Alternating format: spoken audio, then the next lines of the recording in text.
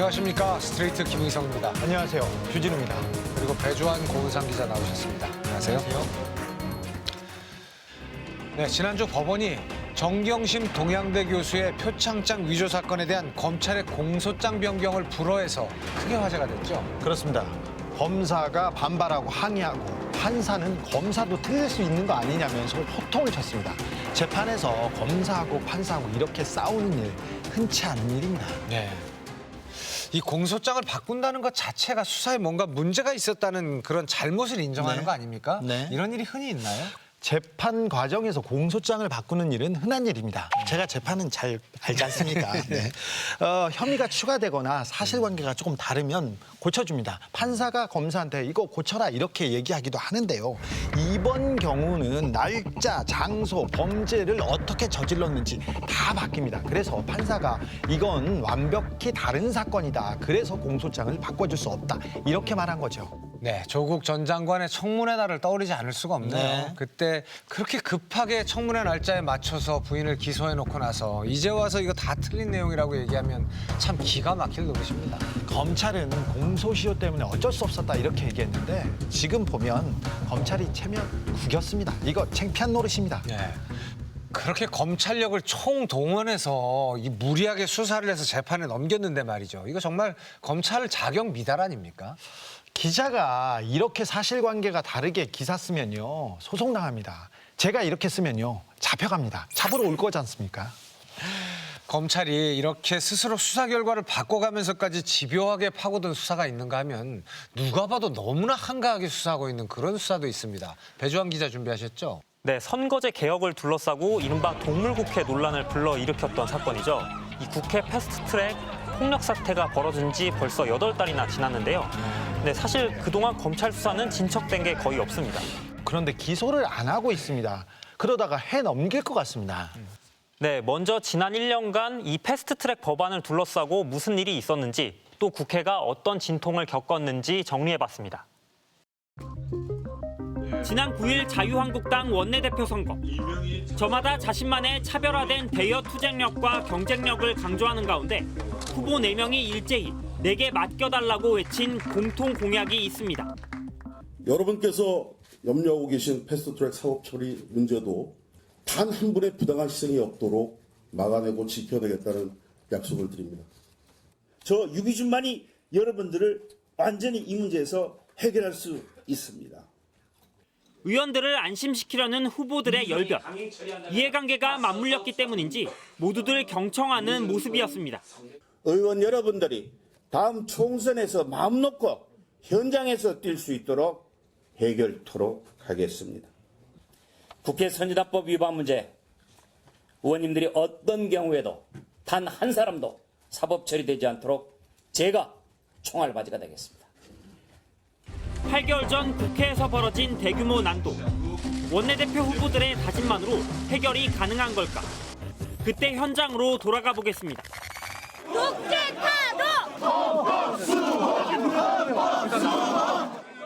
지난 4월 25일 국회의안과 사무실 앞. 자유한국당 의원들이 몸을 던져 출입문을 막아서고 있습니다.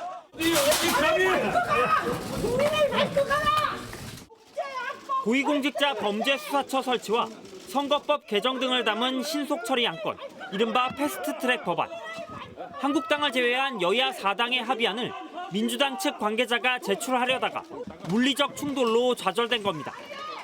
우여곡절 끝에 법안이 의안과에 팩스로 제출되자 한국당 의원이 가로채기도 합니다. 그날 오전에는 사법개혁특위 소속 국회의원이 감금되는 일까지 벌어졌습니다. 바른미래당 최입의 의원실로 몰려간 자유한국당 의원 13명이 사개특위에 참여하려던 최 의원을 6시간 동안 밖으로 나가지 못하게 붙들어 놓은 겁니다. 소파를 끌어당겨 문을 봉쇄하고 몸으로 저지하기도 합니다. 여기 창문을 뜯어서라도 나갈 수 있도록 지금 경찰과 소방에게 요청을 하려고 합니다. 지금이라도 좀 감금을 해제해 주시기를 바랍니다. 이날 국회 곳곳에서 벌어진 대결 상황은 취재진의 카메라와 CCTV 등에 고스란히 담겼고 무더기 고소 고발로 이어졌습니다. 민주당과 정의당이 국회법상 회의 방해죄로 한국당 의원들을 고발하자 한국당은 사개특위위원이 불법 교체됐다며 문희상 국회의장 등을 맞고발했습니다. 양측의 난타전 끝에 여야 국회의원 110여 명이 수사 선상에 올랐습니다. 경찰은 영화 700편 분량의 영상을 분석하는 한편 수사 대상 의원들에게도 소환을 통보했습니다. 국회의원 감금 사태 당시 소파를 밀어 출입문 봉쇄에 앞장섰던 여상규 법사위원장. 저는 교통사고로 목 척추 1, 2, 3번이 분쇄골절되는 그런 후유증도 있고 누가 밀어버리면 아주 큰일이 날 수 있는 그런 몸 상태였기 때문에 몸싸움으로 간 것은 절대로 아니고. 수사를 받아야 할 당사자가 검찰에서 해야 할 진술을 국정감사장에서 하는 촌극까지 벌어진 겁니다. 결국 민주당과 정의당 의원 33명은 줄줄이 경찰에 출석한 반면 한국당 의원 59명은 경찰의 소환 요구를 모두 거부했습니다. 닭의 목을 비틀어도 새벽엔 오게 되어 있습니다. 아무리 협박하고 짓밟아도 새벽에 올 때까지 자유한국당은 투쟁할 겁니다. 야, 닭의 목을 비틀어도 새벽은 온다. 이 말은 박정희 독재 정권 시절에 당시 야당 총재였던 김영삼 씨가 독재에 맞서면서 한 그런 국민들의 마음을 울렸던 이야기입니다. 이 말이 나경원 의원의 입에서 나오다니 참. 민주화의 열망이 가득 담긴 말이었는데요. 이 말이 여기 와서 고생하고 있습니다. 자, 그런데 정작 중요한 자유한국당 의원들에 대한 검찰의 소환 소식은 들려오지 않고 있습니다. 그렇습니다. 물론 회기 중에 국회의원을 소환하는 일 쉽지 않습니다. 그런데 소환 어렵다고 수사 안 할 겁니까? 이미 CCTV는 다 확보되어 있지 않습니까? 이쯤 되면은 과연 이 수사를 끝내고 기소하겠다는 의지가 있는지 좀 의심되는 대목이 아닐 수 없습니다. 네, 그래서 자유한국당 의원들은 도대체 무엇을 믿고 이토록 버티고 있는지 또 이 지지부진한 수사 상황에 대해서 검찰은 어떤 입장인지 취재했습니다. 경찰이 한창 수사 중이던 지난 9월 서울 남부지검이 돌연 사건을 가져갔습니다. 검찰에서는 이 사건 신속하게 수사하는 데 있어서 검찰 송치가 필요하다라고 판단을 했다라고 했고요. 하지만 검찰이 직접 수사에 나선 이후에도 한국당 의원들은 조사에 응하지 않았습니다. 검찰이 부르지도 않았던 황교안 대표가 스스로 나가 다른 의원들은 나올 필요가 없다며 불출석을 공개적으로 지시하더니 책임이 있다면 이는 전적으로 당 대표인 저의 책임입니다. 검찰은 저의 목을 치십시오. 정작 조사에서는 진술 거부권을 행사하며 입을 닫았습니다. 검찰이 사건을 넘겨받은 지 한 달여가 지나도록 수사에 거의 진전이 없던 상황. 국정감사장에 나온 윤석열 검찰총장은 두고 보면 알게 될 거라고 했습니다. 법과 원칙대로 할 거죠. 네. 다 모든 사건 다 마찬가지입니다. 네. 알겠습니다. 나중에 보시면은 저희가 어떻게 처리했는지, 어떻게 수사를 했는지 다 이제 뭐 조금 있으면 다 드러날 텐데 조금 기다려 주시죠. 네. 지금은 수사 중이니까. 검찰이 수사에 박차를 가하겠다며 경찰에서 사건을 가져간 지 석 달. 원칙대로를 강조한 검찰총장의 공개 발언 이후 2달. 무엇이 달라졌을까? 현행 국회법에 따르면 회의장 출입이나 공무 집행을 방해한 사람은 5년 이하 징역 또는 1,000만 원 이하 벌금형에 처해집니다. 한국당의 전신인 새누리당이 여당 시절 주도해 만든 이른바 국회 선진화법. 다수결의 힘이 발휘되면서도 소수의 의견이 존중되는 대한민국의 국회를 만들기 위한 소위 국회 선진화법의 처리가 대단히 시급하고 징역형은 물론이고 벌금액이 500만 원을 넘으면 국회의원직을 잃고 향후 5년간 출마도 할 수 없어 현역 의원들에게는 치명적입니다. 따라서 전체 의원의 절반 이상이 수사 대상인 한국당 입장에선 원내대표 선거 전에 주요 화두로 떠오를 만큼 관심사일 수밖에 없습니다. 결국 한국당은 자신들이 앞장서 만든 법을 스스로 무력화하는 시도에까지 이르렀습니다. 지금이라도 국회 선진화법의 형사처벌 조항을 없애면 법적 책임을 면할 수 있다는 겁니다. 원내대표 경선에 나섰던 후보들이 수사를 걱정하지 말라고 호언장담했던데도 이런 계산이 깔려 있습니다. 국회법의 형사처벌 조항을 모두 삭제하자는 그런 합의에 이르렀음에도 불구하고 아직 정리하지 않고 있습니다. 이 같은 국회법 개정 시도에 여당은 표면적으론 선을 긋고 있지만 물밑에선 처벌 조항에 손을 대려는 움직임도 감지됩니다. 패스트트랙 법안을 한국당과 합의 처리하는 대가로 면죄부를 줄 수도 있다는 겁니다.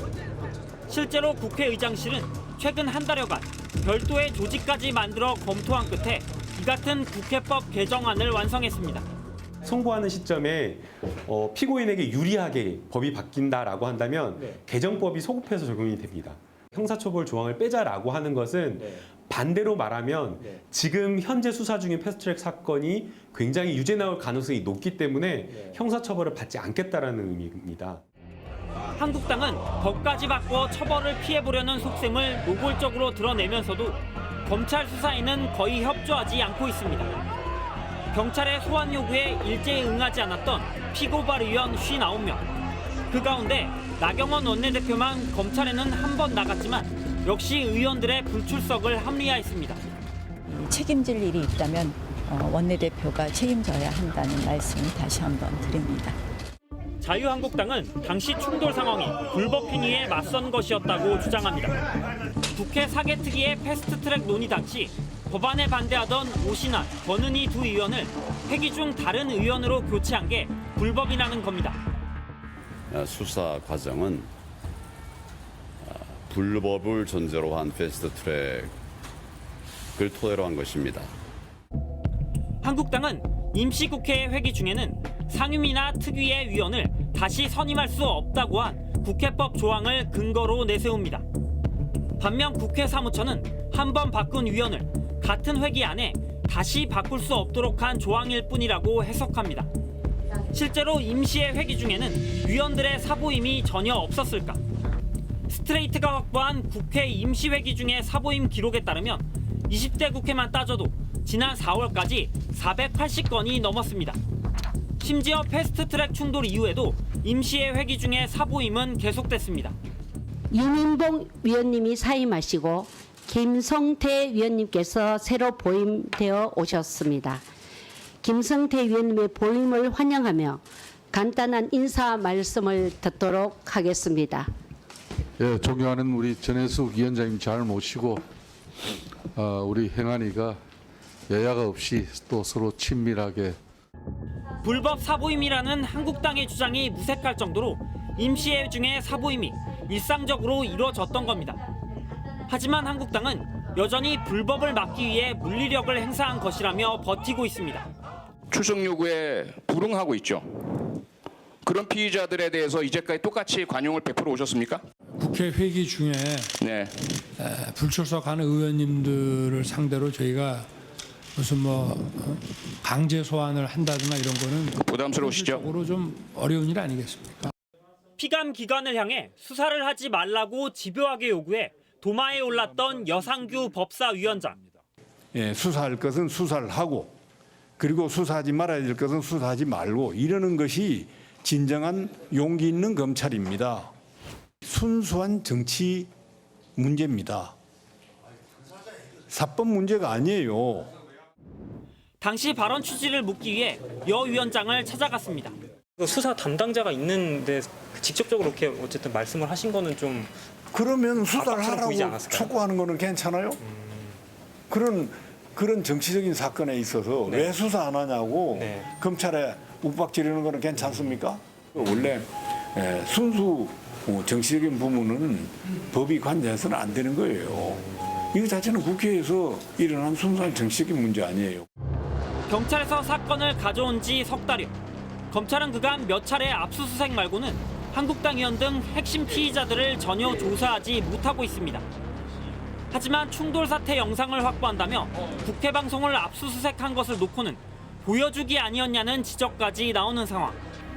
수사를 진행 중인 서울 남부지검은 스트레이트에 보낸 답변서에서 고발된 국회의원만 111명에 이르는 등 수사 대상이 많고 영상 분석에 시간이 소요되고 있다면서 최대한 신속 정확하게 수사를 완료하기 위해 검사들이 주말도 반납하고 일하고 있다고 밝혔습니다. 하지만 사건 관련자들을 재판에 넘길 시점은 언제쯤이 될지, 또 한국당 의원들을 소환하지 않고도 재판에 넘길 수 있을지 등을 묻자 수사 중인 사안이라며 말을 아꼈습니다. 경찰에서 피의자를 이미 소환했다라고 하는 것은 적어도 압수한 영상에 대한 분석이 다 끝냈다라는 것을 의미하기 때문에 영상 분석을 하고 있다라고 하는 것은 사실은 조금 납득하기가 좀 어렵습니다. 아니 자기들이 만든 법을 자기들이 어기고 그래서 벌을 받을 것 같으니까 이제 그 법을 바꾸자고 하네요.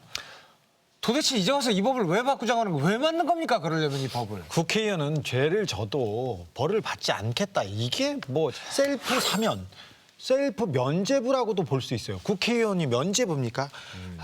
공천이 앞에 오니까 절박한 거죠. 그래서 어떻게든 막아보려고 하는 거죠. 아니 뭐 그거는 의원님들 입장이고요. 어찌됐건 법을 집행해야 한 검찰은 지금 집행을 안 하고 관망하고 있는 모습입니다. 그러다 보니까 또 여러 가지 의혹들이 제기되고 있어요. 네, 검찰이 일부러 수사를 늦추고 있는 게 아니냐는 의혹이 일고 있는데요. 패스트트랙에 올라간 법안 3개 중 2개가 바로 검찰과 관련돼 있기 때문입니다. 그렇습니다. 공수처법, 검경 수사권 조정안 두 사안 모두 검찰의 운명을 가를 만큼 중요한 문제입니다. 네, 실제 최근 검찰 간부들이 야당 의원들을 상대로 검경 수사권 조정안과 관련해 로비를 한다는 주장까지 나왔습니다. 만약에 국회 검찰 간부가 나타나 의원들의 의정활동에 개입한다면 엄중하게 대응을 하겠습니다. 제가 들은 바로는 검찰 간부들이 우리 당 의원들한테까지 와서도 여러 가지 개혁 법안에 대해서 부정적인 얘기를 많이 한다고 들었습니다. 조금이라도 더 그런 활동한다면 실명을 공개를 하겠습니다. 그래서 검찰과 자유한국당 의원들이 눈을 맞추고 있다 이런 얘기도 하죠. 네, 심지어는 검찰이 이 조직의 유불리를 생각을 해서 내년 총선 이후로 기소를 할 거라는 얘기도 나오고 있습니다. 이미 기소할 타이밍을 놓쳤어요. 네, 뭐 많은 국민들이 이 일에 대해서는 검찰을 의심하는 그런 눈초리를 보내고 있습니다. 현재 검찰은 어떤 입장이죠? 네, 제가 대검과 서울 남부지검에 여러 차례 접촉을 해봤는데요. 참 원칙적이고 기계적인 답변만 돌아왔습니다. 법안이나 총선 시점은 고려하지 않고 있고 또 신속하게 수사하고 있다, 이렇게요. 그런데 어떤 사안은 신속하게 대대적으로 압수수색하고 어떤 사안은 세워라 내워라 두고 그러니 국민들이 검찰이 검찰권을 제대로 쓰고 있나 이거 의심하는 거 아닙니까? 네. 이 사건이 수사는 해놓고 기소는 안 함으로써 검찰이 정치한다는 또 하나의 예가 안 되길 바랍니다. 과연 검찰이 생각하는 신속이라는 것은 또 얼마만의 시간을 이야기하는 것인지 스트레이트가 국민들과 함께 지켜보도록 하겠습니다.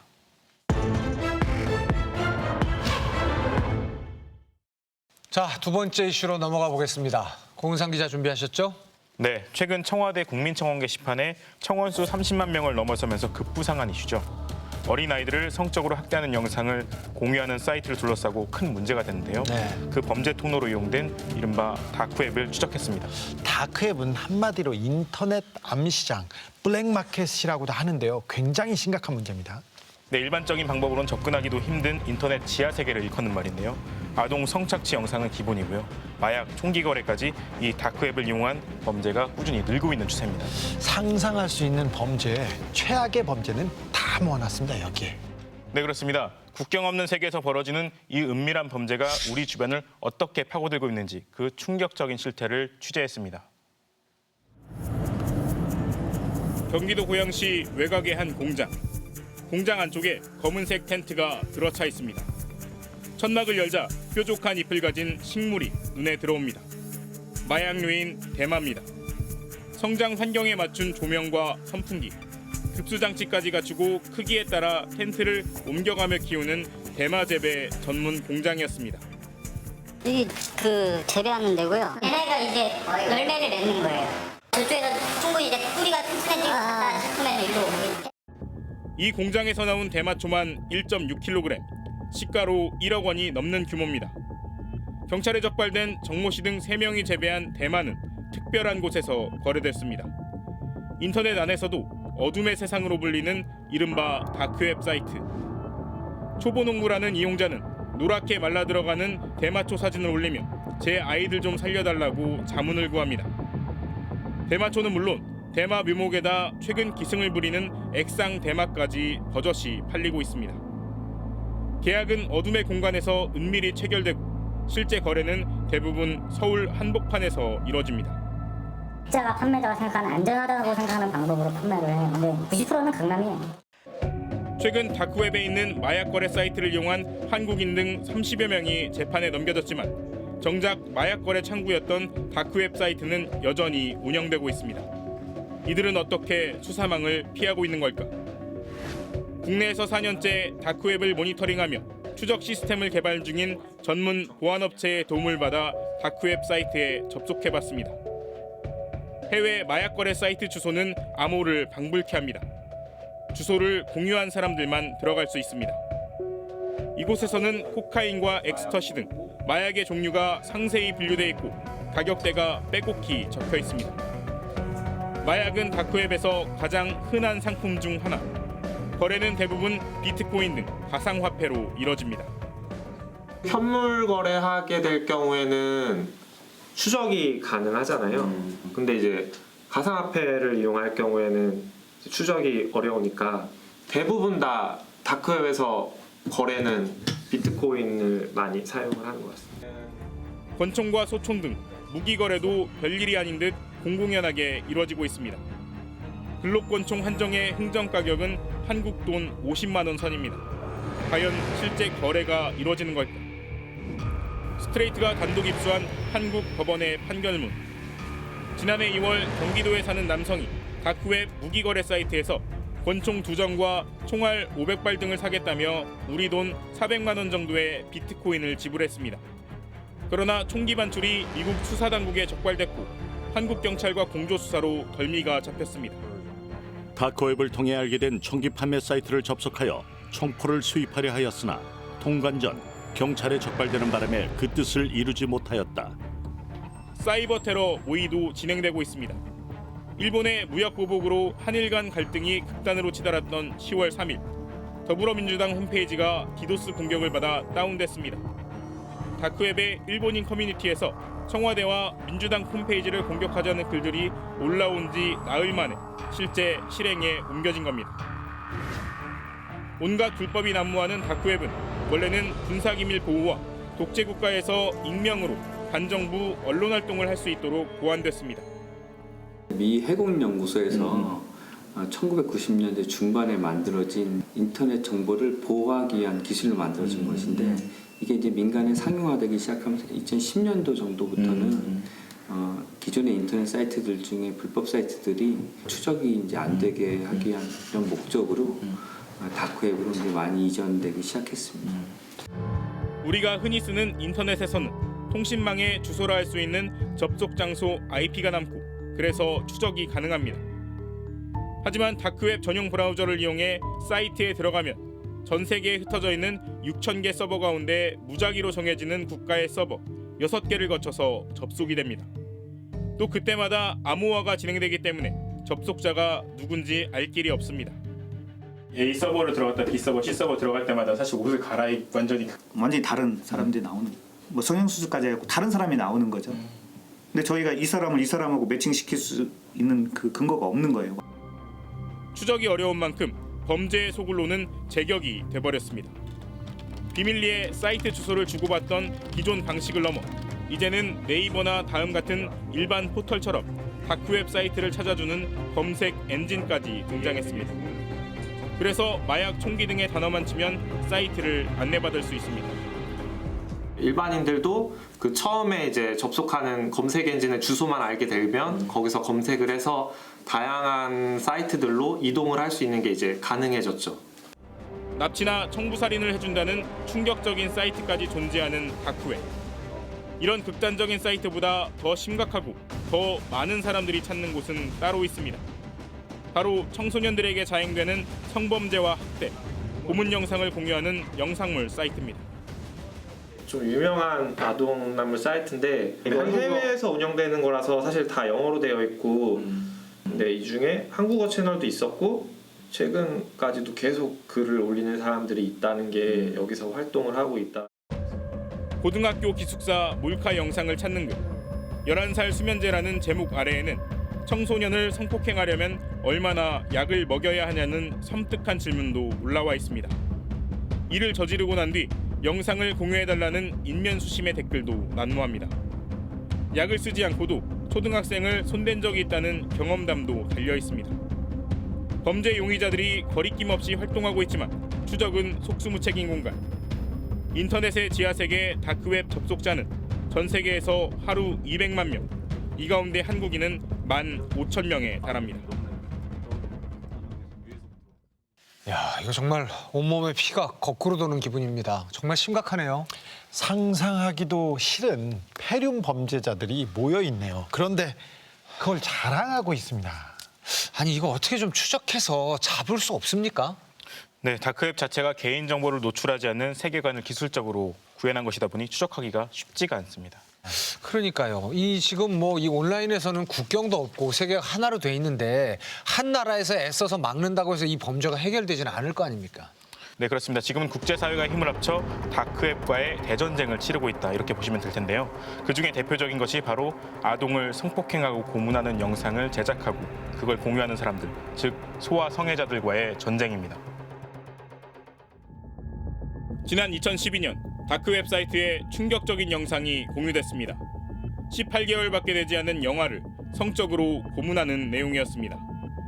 이 끔찍한 시리즈 영상은 최고가 1,100만 원에 거래됐습니다. 경악한 각국의 수사기관이 모여 영상을 분석한 결과 계단과 창틀 등을 특정해 필리핀을 범행 장소로 지목했습니다. 아이를 학대하는 남성의 영어 억양은 호주 수사관에 포착됐습니다. appears to be an Australian.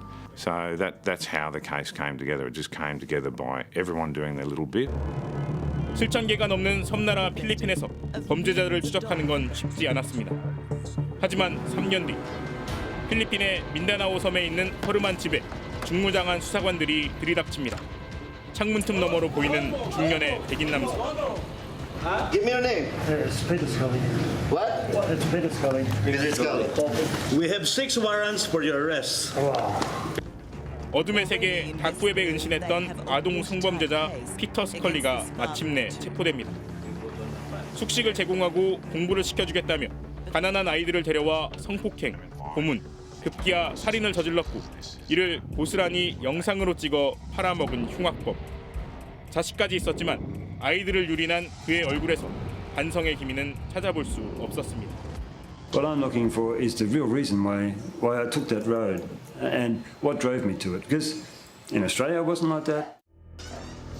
피터 스컬리는 종신형을 선고받았습니다. 그가 영상을 유통하며 존재를 감출 수 있었던 곳은 바로 다크웹 내 사이트였습니다. 피터 스컬리가 체포된 2015년 새로운 소아성애자 전문 영상 사이트 웰컴 투 비디오가 다크웹에서 만들어집니다. 첫 화면엔 15살 넘는 성인 음란물은 올리지 말라는 엽기적인 문구가 달려 있습니다. 이 사이트가 운영된 2년 8개월 동안 사춘기 전의 청소년 그리고 걸음마를 갖댄 아이들을 성적으로 착취하는 영상 25만 개가 이곳에 올라왔습니다. One of the most disturbing things we learned about the website was the two search terms that were most commonly used was 1-year-old and 2-year-old, which really just shows the seriousness and on this site. 조사 결과 전 세계 이용자만 128만 명, 실제 다운로드 역시 100만 회를 넘었습니다. 세계 최대 규모였습니다. 비트코인을 주요 결제 수단으로 이용했지만 아동 성착취 영상을 올리면 현금처럼 쓸 수 있는 포인트를 지급했습니다. The unique thing about this website, W2V, was it monetized child pornography, child exploitation. It created a platform for the users to upload, download, and it even encouraged individuals to produce new images or new child exploitation in order to gain points on the website. 새로운 영상을 다운받기 위해 아동 성범죄자들은 직접 촬영한 영상을 올렸습니다. 피해 아동들을 지옥에서 구출하기 위한 소아 성애자들과의 전쟁에 미국과 영국, 한국 등 38개 나라 수사기관이 뛰어들었습니다. Led the investigation, but I think the driving force in general and internationally was to protect the children victims in this investigation. We were able to rescue 23 children victims. In the videos that were being uploaded or downloaded from the W2V site. And that process continues to attempt to identify and locate potential victims that are still being victimized. 전 세계 소아 성애자들의 지하 낙원이었던 다크웹 웰컴 투 비디오. 익명성이 보장되는 다크웹이었지만 국제 공조 수사 끝에 결국 꼬리가 밟혔습니다. 그런데 이 세계적인 아동 성학대 사이트 서버는 놀랍게도 충남 당진에 있는 작은 아파트에 있었습니다. 운영자는 한국인 23살 손모 씨. 아파트 방 한 편이 범행 현장이었고 손 씨는 이를 통해 4억 원을 챙겼습니다. TV를 켰는지 저기 컴퓨터를 켰는지는 자지도 않고 맨날 밤에는 틀어놨었어. 아, 그 뭐 소리가 났어요? 네, 거기까지 났었어요. 수사기관이 운영자를 체포하고 메인 서버를 압수하면서 이용자 330여 명이 함께 검거됐습니다. Blackmail, causing or inciting a child to engage in sexual activity, possessing indecent images of children. 과학기술에 기생하며 독버섯처럼 성장한 웰컴 투 비디오 사건은 역설적으로 다크웹에 대한 혁신적인 국제공조와 수사기법 진화를 이끌어냈습니다. Our message for those who produce, distribute, and receive child pornography is clear. You may try to hide behind technology, but we will find you, and we will arrest and prosecute you. This case also shows the importance of international cooperation and coordination. 올해 1월 우리 경찰도 다크웹 전남 수사팀을 구성한 데 이어 전국 지방청이 공조해 한국인이 운영한 것으로 추정되는 41개 불법 다크웹 사이트에 대한 수사에 착수했습니다. 경찰은 또 올해 안에 민간업체와 함께 다크웹 불법 정보 추적 시스템도 완성할 계획입니다. 국제 공조 요청을 하게 되면 다른 사건보다 우선해서 공조를 받을 수 있는 아주 최상위 등급의 유형의 사건입니다.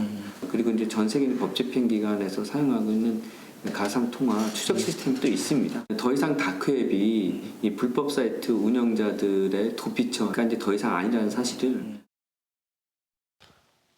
야, 이 소아 성애자 사이트의 회원이 128만 명이라고요? 네, 그리고 그 중에서 330여 명이 이번에 검거됐고요. 네, 비트코인으로 결제를 했던 이용자들을 우선적으로 잡아낸 건데 놀랍게도 그중 235명이 한국인이었습니다. 그런데 전 이 방송을 보고 사람들이 호기심으로 이 웹사이트에 접속하지 않을까 이런 걱정이 듭니다. 그런 사람 꼭 있습니다. 네, 최근 다크웹과 관련해 실제로 관심도가 높아지면서 국내 접속자 숫자가 하루 2만 명까지 증가했다고 하는데요.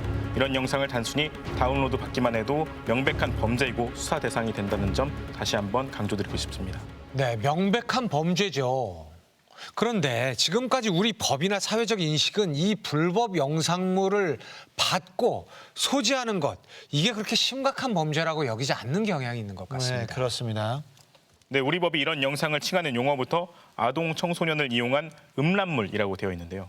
개념부터 좀 잘못된 것 같습니다. 음란물이란 말 자체가 그 안에 좀 자발적으로 만들었다 이런 뉘앙스가 포함되어 있다고 보입니다. 네, 그래서 스트레이트가 웰컴 투 비디오 사건과 관련된 24건의 판결문을 입수해 꼼꼼히 분석해봤습니다. 아동 인권을 지키려는 의지는 보이지 않았습니다.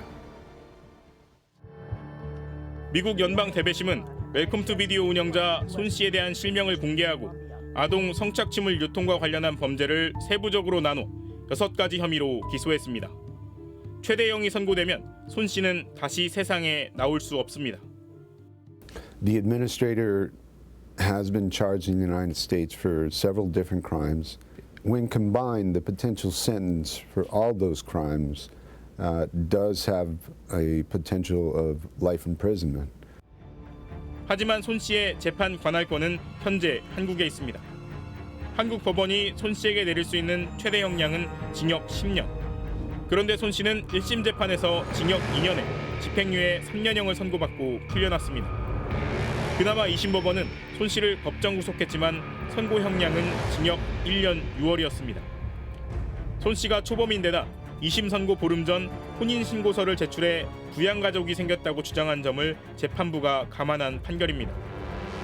운영자가 이 정도 처벌을 받는 상황이다 보니 영상물을 내려받은 자들에 대한 처벌은 더욱 형편없습니다.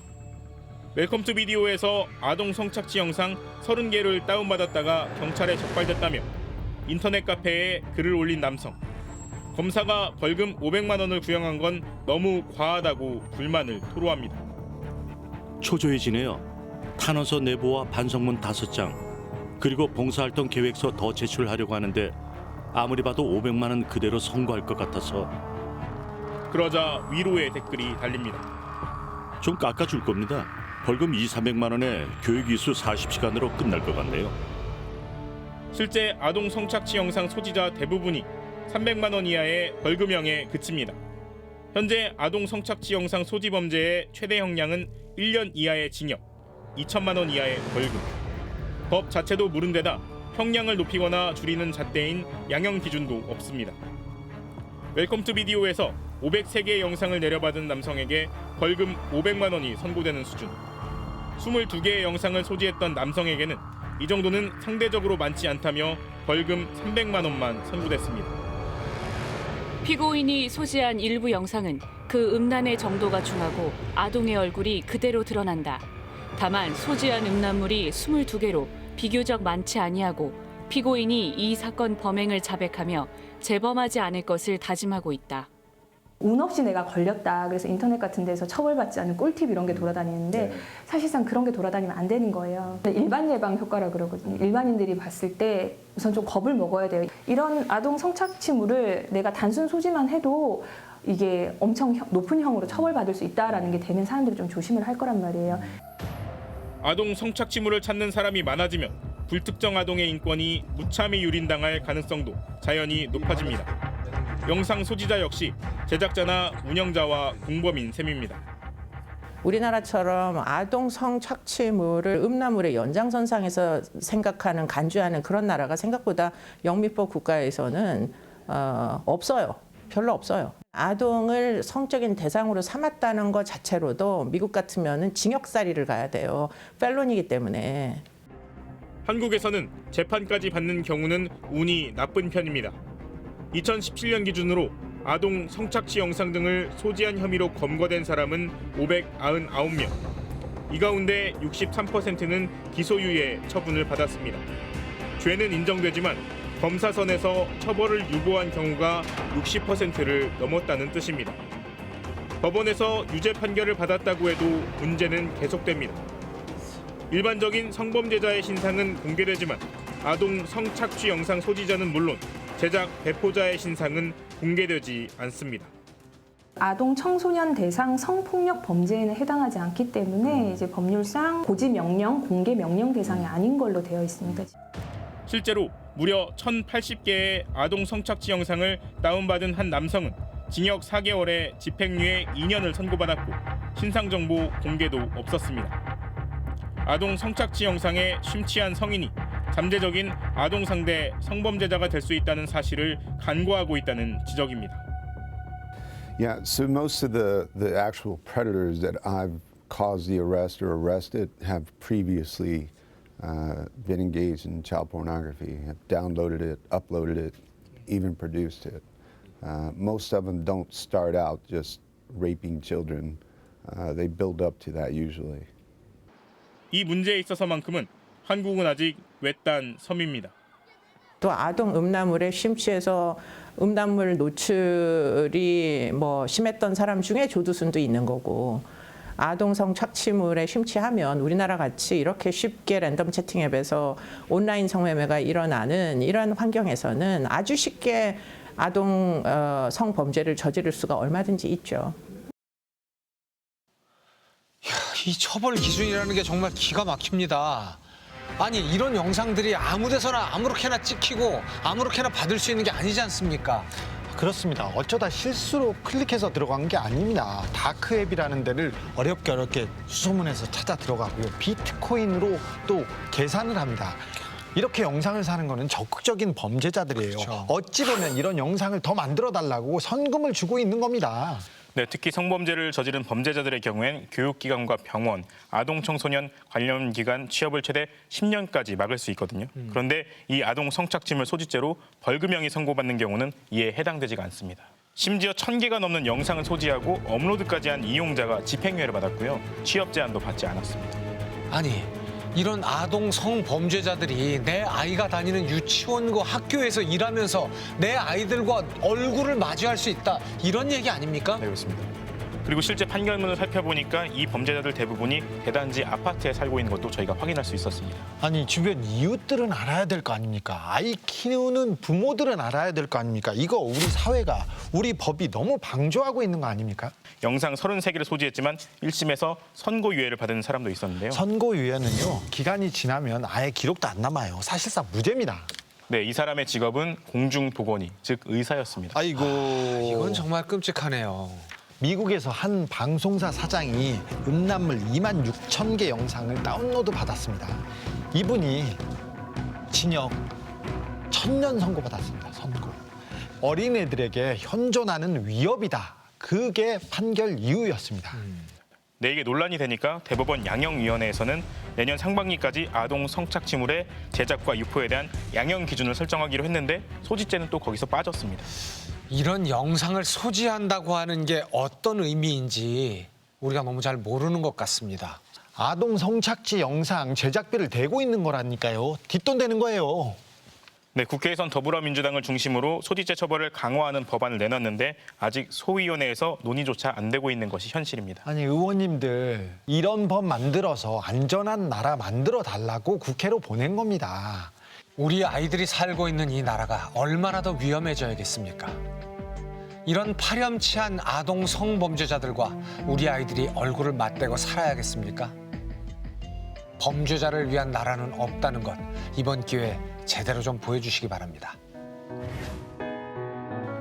마지막으로 한 가지 아쉬운 소식을 전해야 할 것 같습니다. 저와 주진우 기자는 오늘 방송을 끝으로 스트레이트를 떠납니다.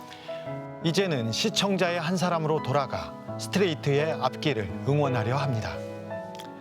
끈질긴 추적 저널리즘 탐사기획 스트레이트는 내년에도 계속됩니다. 많은 응원과 격려 부탁드립니다. 저희는 여기서 인사드리겠습니다. 수고하셨습니다. 수고하셨습니다. 끈질긴 추적 저널리즘 탐사기획 스트레이트.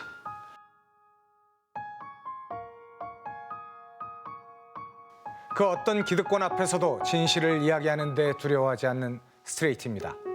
안녕하십니까, 김의성입니다. 결코 타협하거나 포기하지 않겠습니다. 안녕하십니까, 주진우입니다. 춘천지검에서 근무하였던 안미영 검사라고 합니다. 전직 검찰 간부와 모 국회의원이 개입된 게 아닌가. 쫓고 물어본다. 이게 다른 탐사 프로그램과 우리 스트레이트가 가진 차별점입니다. 판사님들, 법과 양심에 따라 독립적으로 재판하고 계십니까? 본질은 고위층의 범죄 행각, 그리고 이를 비호하는 공권력의 유착이라는 점 스트레이트가 다시 한번 강조드립니다. 친일파, 이거 제가 좀 해봐서 아는데요. 사람이 제정신으로 하기에는 좀 힘든 일입니다. 정치를 욕망하는 종교인, 종교를 갈망하는 정치인, 이 둘 간의 잘못된 만남. 정치를 혐오하기 전에 누가 정치 혐오를 부추기는지 두 눈을 부릅뜨고 지켜봐야 한다고 생각합니다. 팩트가 있는 곳에 조선일보가 있겠다. 조선일보, 제발 그래주셨으면 합니다.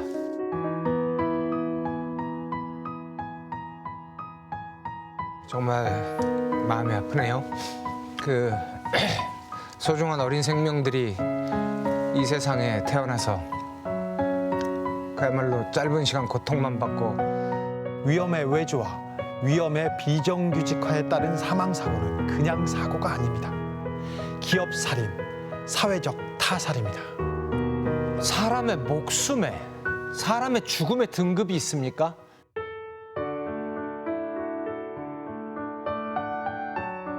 배우가 아니라 스트레이트 진행자로서 이번 홍콩 사태를 취재하러 다녀왔습니다.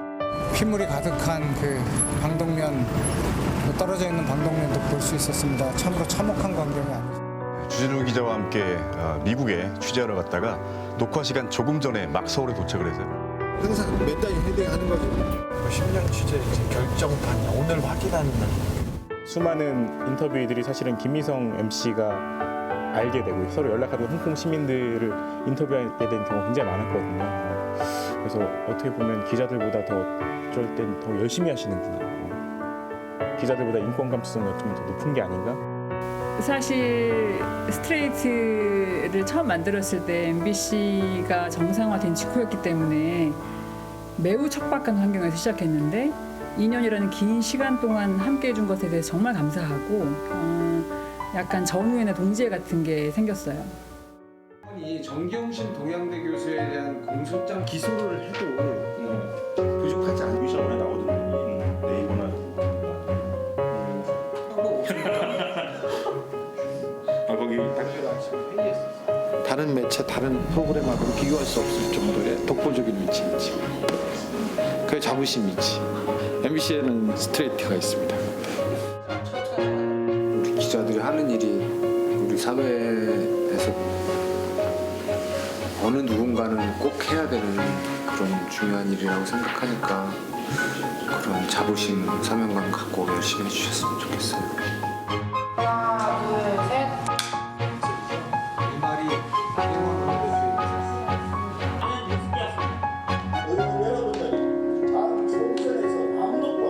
쉬는 게 아니지 않습니까? 그렇습니다. 어쩌다 실수로 클릭해서. 수고하셨습니다. 수고하셨습니다. 수고하셨습니다.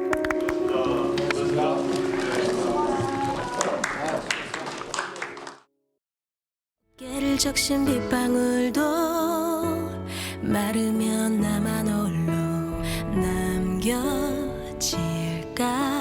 너무나도 두려웠죠.